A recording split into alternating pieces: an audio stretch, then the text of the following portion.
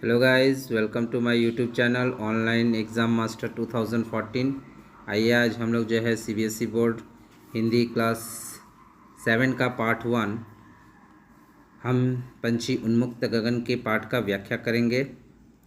पाठ का व्याख्या करने से पहले जो है हमारे चैनल्स पे आए हुए न्यू व्यूअर्स को हमारा स्वागत करते हैं और स्वागत के साथ साथ ये अनुरोध करते हैं कि आप हमारे इस चैनल को जो है सब्सक्राइब करें और ज़्यादा से ज़्यादा शेयर करें।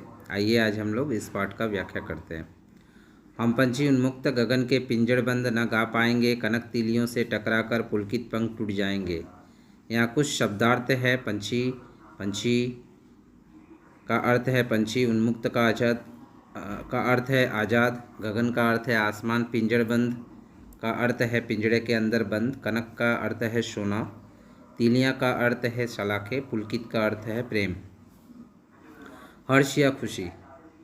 यहाँ व्याख्या में बोला गया है कि कविता की प्रस्तुत पंक्तियों में पिंजड़े में बंद पंछी अपनी व्यथा का वर्णन करते हुए कहते हैं कि हम खुले और आज़ाद आसमान में उड़ने वाले पंछी हैं। हम पिंजड़े के अंदर बंद होकर खुशी से गाना नहीं गा पाएंगे। आज़ाद होने की चाह में पंख फड़फड़ाने के कारण सोने की सलाखों से टकराकर हमारे नरम पंख टूट जाएंगे। अर्थात यहाँ पर इस कविता में कवि शिवमंगल सिंह सुमन जी पंछी के माध्यम से मनुष्य जीवन में स्वतंत्रता के महत्व को दर्शाया है। इन पंक्तियों में कवि स्पष्ट करना चाहते हैं कि गुलामी में कभी भी कोई भी अपना काम खुशी से नहीं कर सकता। कनक तिलियों से कवि का तात्पर्य सुख सुविधाओं से है और कवि कहना चाहते हैं कि गुलामी में भले ही सारी सुख सुविधाएं हो, फिर भी सभी आज़ादी को पाने का प्रयास करते हैं। आइए हम लोग नेक्स्ट पंक्ति की ओर चलते हैं। हम बहता जल पीने वाले मर जाएंगे भूखे प्यासे, कहीं भली है कटुक निबोरी कनक कटोरी की मैदा से। यहाँ कटुक का अर्थ है कटु यानी कड़वा, निबोरी का अर्थ है नीम का फल, कनक का अर्थ है कटोरी सोने की कटोरी। व्याख्या में बताया गया है कि कविता की प्रस्तुत पंक्तियों में पिंजड़े में बंद पंछी अपनी स्थिति से दुखी होकर अपनी व्यथा का वर्णन करता हुआ कहता है कि हम पंछी बहता हुआ जल पीने वाले प्राणी हैं। कहने का तात्पर्य यह है कि पंछियों को बहता हुआ पानी अर्थात नदियों झरनों का पानी पीना पसंद है। पिंजड़े में गुलामी का जीवन जीने से अच्छा तो पंछी भूखे प्यासे मर जाना पसंद करेंगे। पंछी कहता है कि उसके लिए पिंजड़े में सोने की कटोरी में रखी हुई मैदा से कहीं अच्छा नीम का कड़वा फल है। यहाँ पर इस पंक्ति के माध्यम से कवि शिवमंगल सिंह सुमन जी ने पंछी के माध्यम से मनुष्य जीवन में स्वतंत्रता के महत्व को दर्शाया है। इन पंक्तियों में कवि स्पष्ट करना चाहते हैं कि पंछियों को पिंजड़े में भले ही सोने की कटोरी में मैदा और पानी क्यों न दिया जाए, उस सोने की कटोरी में मैदा और पानी की जगह पंछी को नदियों झरनों का पानी पीना और मैदा से कहीं अच्छा नीम का कड़वा फल लगता है, क्योंकि स्वतंत्रता से जीवन जीते हुए कष्टों को झेलना गुलामी में सुख सुविधाओं के मिलने से 1000 गुना अच्छा है।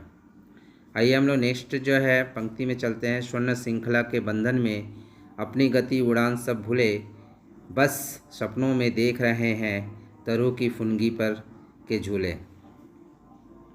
यहाँ पर स्वर्ण का अर्थ है सोने की जंजीर, गति का रफ्तार, उड़ान उड़ने की कला, तरु का मतलब पेड़, फुनगी का मतलब टहनियों और पर का मतलब पंख।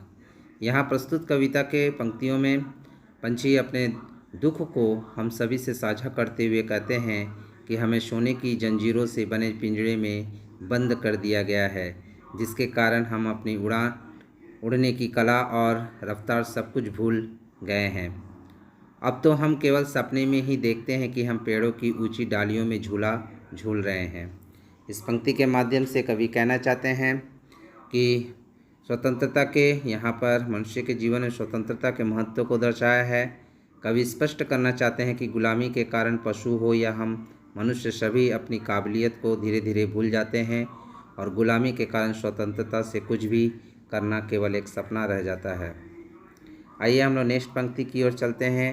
ऐसे थे अरमान की उड़ते नील गगन की सीमा पाने, लाल किरण सी चोंच खोल, चुगते तारक अनार के दाने। यहाँ पर अरमान का अर्थ लालसा, इच्छा, कामना।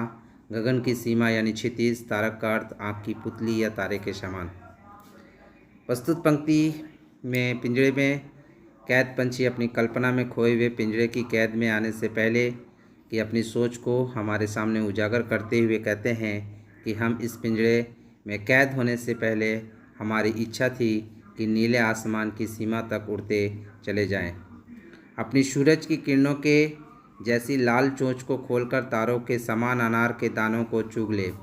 ये सब पंछी की मात्र कल्पना है, क्योंकि वह पिंजरों के बंधन में कैद है।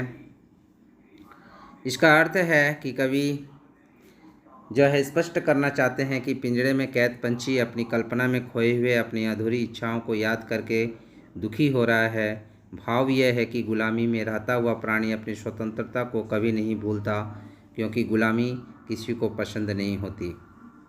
आइए नेक्स्ट पंक्ति की ओर चलते हैं।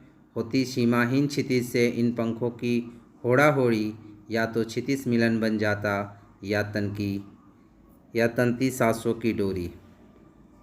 यहाँ पर सीमाहीन का मतलब जिसकी कोई सीमा नहीं है। क्षितिज का मतलब जहाँ धरती और आसमान मिलते हुए प्रतीत होते हैं। होड़ा होड़ी दूसरे के बराबर होने या दूसरे से बढ़ जाने का प्रयत्न है। और तंती सांसों की डोरी मतलब प्राण पखेरु उड़ जाना या प्राणों को न्यौछावर करना। प्रस्तुत पंक्ति में पंछी अपने मन की बात को हम तक पहुँचने की कोशिश करते हुए कहता है कि यदि हम आज़ाद होते तो जिसकी कोई सीमा नहीं है, ऐसे आकाश की सीमा को पार करने के लिए दूसरे पंछियों से बढ़ जाने का प्रयत्न करते रहते। पंछी कहता है कि या तो हम क्षितिज तक पहुंच जाते या हमारे सांसें थम जाती। कहने का तात्पर्य यह है कि पंछी क्षितिज को पार करने के लिए अपने प्राणों का त्याग करने को भी तैयार है।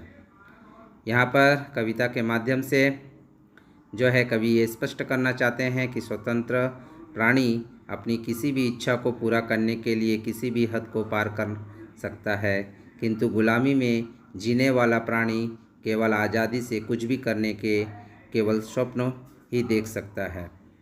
आइए हम लोग नेक्स्ट पंक्ति की ओर चलते हैं। नीड़ न दो चाहे टहनी का, आश्रय छिन्न भिन्न कर डालो, लेकिन पंख दिए हैं तो आकुल उड़ान में विघ्न न डालो। यहाँ पर नीड़ का अर्थ घोंसला है। आश्रय यानी रहने का स्थान, छिन्न भिन्न यानी नष्ट कर देना, आकुल मतलब बेचैन या परेशान, विघ्न मतलब रुकावट। प्रस्तुत कविता की पंक्तियों में पंछी उसे पिंजरे में कैद करने वाले व्यक्ति से प्रार्थना करता हुआ कहता है कि भले ही हमें पेड़ पर टहनियों के घोंसले में न रहने दो और चाहो तो हमारे रहने के स्थान को भी नष्ट कर डालो, परंतु जब भगवान ने हमें पंख दिए हैं तो हमारी बेचैन उड़ान में रुकावट न डालो। कहने का तात्पर्य यह है कि पंछी अपनी आज़ादी चाहता है। वह अपने आप को कैद करने वाले व्यक्ति को याद दिला रहा है कि वह एक पंछी है और उड़ना उसका अधिकार है, अतः उसे आज़ाद किया जाए। यानी इस कविता के माध्यम से कवि ये स्पष्ट करना चाहते हैं कि भगवान ने सभी प्राणियों को किसी न किसी विशेषता के साथ इस धरती पर भेजा है। जैसे पंछियों की उड़ान है, उड़ना सभी को अपनी विशेषता के साथ जीने का अधिकार है, अतः किसी के भी मार्ग में विघ्न डालना उचित नहीं है। तो आई होप आप लोगों को जो है ये पंक्तियाँ समझ में आई होंगी। आशा करता हूँ कि जो है आप लोगों को ये अध्याय जो है पसंद आया होगा। Thank you for watching my YouTube channel. Best of luck.